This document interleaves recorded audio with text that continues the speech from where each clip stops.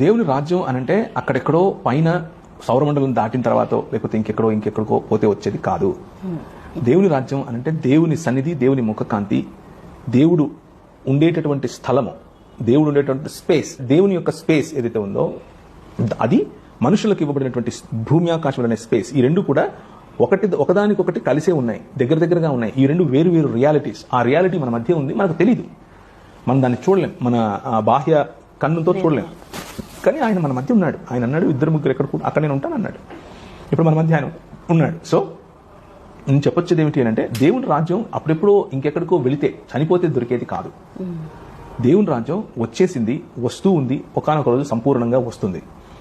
దేవుని రాజ్యం అని దేన్ని అంటున్నాం అనంటే, యేసుక్రీస్తుకు విధేయత కలిగి జీవించే జీవన విధానం దేవుని రాజ్య విధానం అని అంటున్నాం. దేవుని రాజ్యం అన్నది ఒక భౌతికమైనటువంటి స్థలం కాదు. దేవుని రాజ్యం అన్నది క్రీస్తు చేత పరిపాలింపబడే వాళ్ళు ఎక్కడున్నా సరే ప్రపంచం అంతట్లో వాళ్ళు దేవుని రాజ్యంలో ఉన్నట్లు అని అంటున్నాం. సో తప్పుగా అర్థం చేసుకోకండి. నేను చెప్పే విషయంలో పరలోకం లేదు అని నేను చెప్పట్లేదు. పరలోకం ఉంది, అది దేవునికి సంబంధించినటువంటిది, దేవుని నివాస స్థలం. భూమి మాత్రం నరులకు ఇచ్చాడు ఆయన. నరులకు 115వ కీర్తన 16వ వచనం, భూమిని నరులకు ఇచ్చాడు.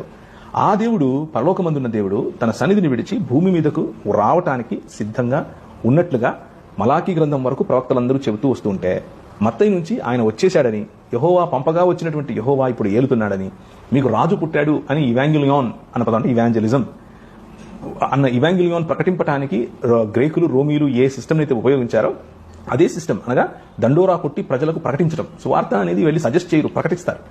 ప్రకటించడం కోసం దేవుడు లేదా యేసు క్రీస్తు ప్రభు ఏర్పరచుకున్నటువంటి ఆయన అపోస్తలులు వారి యొక్క విశ్వాసం గమనిస్తే ఇదే కనిపిస్తుంది. ఏం కనిపిస్తుంది?